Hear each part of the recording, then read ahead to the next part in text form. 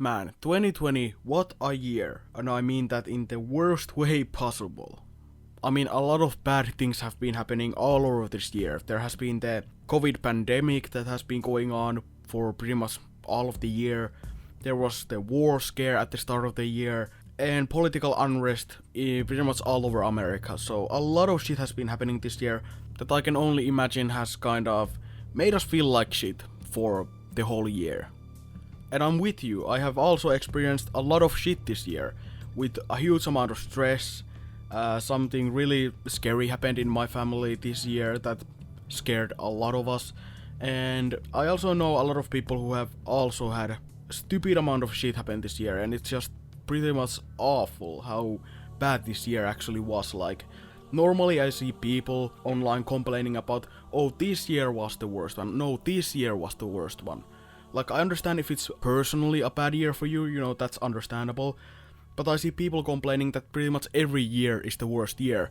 But this time, I can fully agree, like, I'll give you that 2020 was an awful fucking year. And thank God it's almost over. Of course the next year, 2021, isn't going to magically make all the bad things disappear. But I'm genuinely surprised how many things went wrong this year. Like, I'm not a superstitious person at all, but I genuinely felt like there was some sort of fucking Mayan curse that was making everything that could go wrong.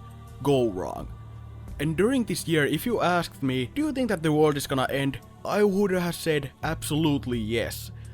Like, there were so many things going wrong this year that if I heard in the news that a giant asteroid is coming towards Earth and we're all gonna die, I would have been like, yeah, that makes sense. Like, the way this year is going, I'm not surprised at all. Like, it was that bad of a year that anytime that I heard any bad news, I wasn't surprised at all, and when I actually saw good news, I was extremely surprised, and those actually brightened up my day a lot. Like, I'm a pessimistic person, but I never really focused on negatives that much, but I could say easily that this year, 90% of the news that I saw were negative. Like, I'm pretty sure that a lot of these news companies and journalists have been making a lot of money this year, just because there have been so many negative news to report about. And of course, negative news tend to sell a lot more than positive news, so, you know, there's that. Of course, this year hasn't been all bad for me, just mostly bad. But I actually started playing guitar this year, and I've been improving with it quite a lot. Of course, I still suck at it, but I feel like with just enough practice next year, I could actually be able to make some music, so we'll see where I go with that. Now, I know this next part is going to be kind of a huge contrast to the start of the video, but I feel like this video could use some positivity at least. And considering that this channel is mainly video game based, I feel like I could talk about how this year has been kind of good for gaming. At least the games that were actually released this year, not the ones that were delayed. But at the same time, it's kind of understandable why this year a lot of games were delayed. One of my favorite games from this year has to be Doom Eternal. The soundtrack is just absolutely amazing, and the gameplay is kind of like the 2016 one, except cranked up to 100.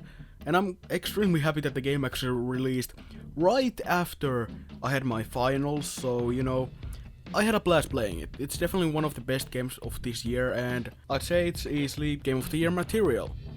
Then we have two smaller games, those are Ghost Runner and Ultra Kill.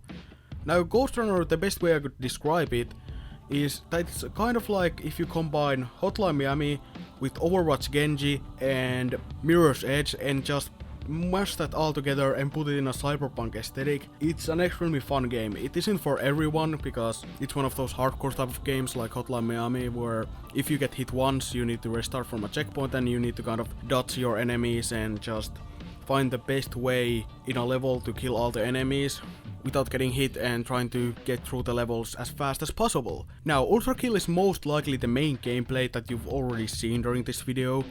It's pretty much one of those nostalgia shooters that are trying to kind of reimagine old school games and giving them a new spin. And it's kind of like this Doom / Quake type of game where the combat is extremely fast paced and you're just kind of sliding, jumping and dashing around, switching between weapons and just killing a bunch of enemies while trying to get the best rank possible in the least amount of time. And this game has boss battles as well that are extremely well choreographed, and the game is actually really polished considering that the game is still in early access and it's pretty much made by a single Finnish guy for the most part, and as a fellow Finn, I'll tip my hat. And these two games are most likely still on sale when this video comes out, so I highly recommend that you go and get them, because both of them are great if you like fast-paced games and, you know, they're on sale, so why not. Also, the Master Chief Collection came to PC this year, and as a huge Halo fan, it's a dream come true. We've been waiting Halo to come to PC for like many years now, and it's finally here, so at least some positive came out of this year. But one thing is certain, while both of these games have kind of fallen off their hype, it's kinda stupid to ignore the influence that Amongst Us and Fall Guys have had this year. At least in the content creation sphere, and overall they have just brought a lot of happiness, so they are good in my books. Now, I just wanted to talk about it just because it's so recent, but man, Cyberpunk. I absolutely love the game, but it's definitely undercooked, you know, it should have been delayed probably even more.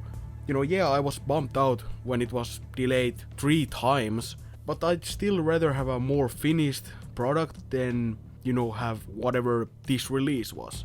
Like, I enjoy the game, I have had a ton of fun with it, but it should have been, you know, delayed a little bit more, in my opinion. Because the state that it released in is kind of unacceptable, you know. But I feel like we need to stay at least somewhat hopeful for the future of the game, because if everything gets ironed out and gets fixed, then it's a great game without problems. But currently it's a great game that is held back because of its problems, so yeah. The launch of this game is definitely special. And lastly, I wanted to talk about my content, because I haven't been that active this year. Partially because of the stress that I mentioned earlier.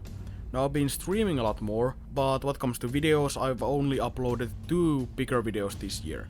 I would have probably uploaded 3 if I wouldn't have scrapped one of my videos that was almost finished, but I just wasn't happy with it, so, you know, I threw that video into the garbage pretty much.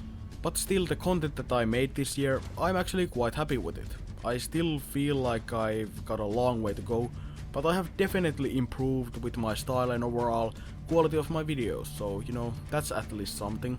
But what comes to the next year's content, that is a different deal. For the first 6 months of the year, I'm gonna start my military service, because in Finland it's pretty much mandatory.